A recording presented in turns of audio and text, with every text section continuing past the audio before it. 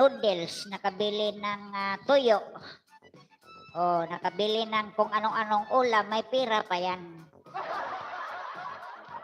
Pag mangyayari na yung mga mahihirap nating kababayan sa bundok, nag-ulam ng litsong manok, tinulang manok, inihang manok, o kung ano pang klaseng putahing manok, pag manok na ang kanilang inuulam, ibig sabihin wala na talaga silang pira.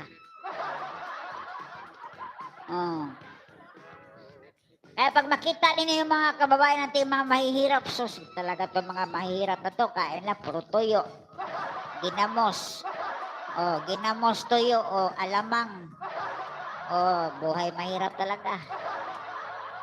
Tapos nakita, uy, aba, nakabili ng manok, baka kumita siguro to. Nakabili ng litsong manok, tinulang manok, sinabawang manok, nakapira siguro to. Yung mga walang alam, yun ang iisipin nila. Pero nung tayo ang nakakaalam, alam natin na pag manok ang ulam sa ating mga kababayan doon sa bundok, yung mga mahihirap natin mga kababayan, oras pag manok ang ulam, ibig sabihin wala na yung pira kahit piso. Biruin mo, ganon ang buhay mahirap. Tulad ng lola ko, sus! Dati bata pa ako, yaw-yaw lola ko.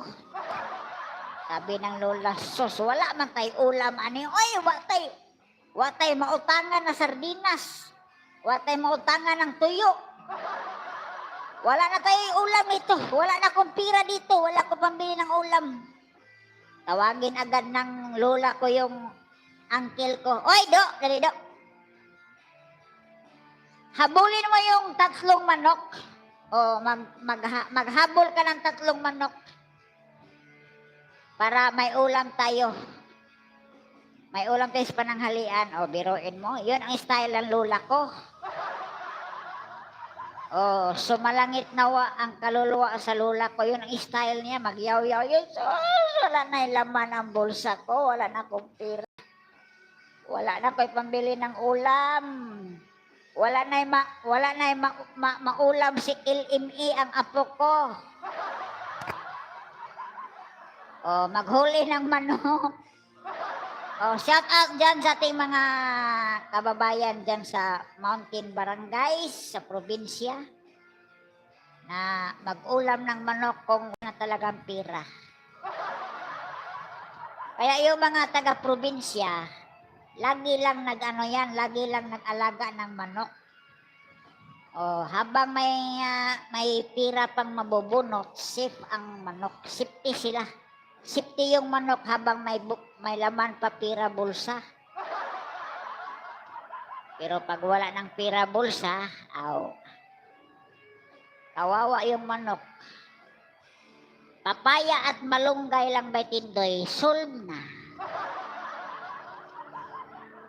Ganon ang buhay guys, kumpara sa mga taong mga mayayaman, laging kumakain ng litsong manok, ganito, mga masasarap na pagkain ba. Ang mga pobre na kagaya ko, dati sa kabataan ko, bata pa ako, kakain lang kami ng manok, litsong manok, tinulang manok, kung wala na talagang pira kahit pisong duling si lola.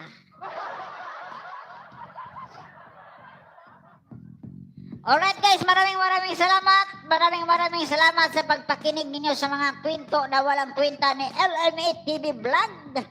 At tayo'y magpaalam na, alauna 21 na. March 28, 2026, Saturday. Bye-bye na guys, bye-bye. Ingat-ingat kayo guys ha. Batindoy, Ma'am Noli Ramos, Ma'am Brasilda, Ma'am Yuen Clarita, si Rick by Rickman, thank you very much kay Rickman, kay Ma'am Ting, Home and Garden, good night na, kay natulog na to sa Amerika.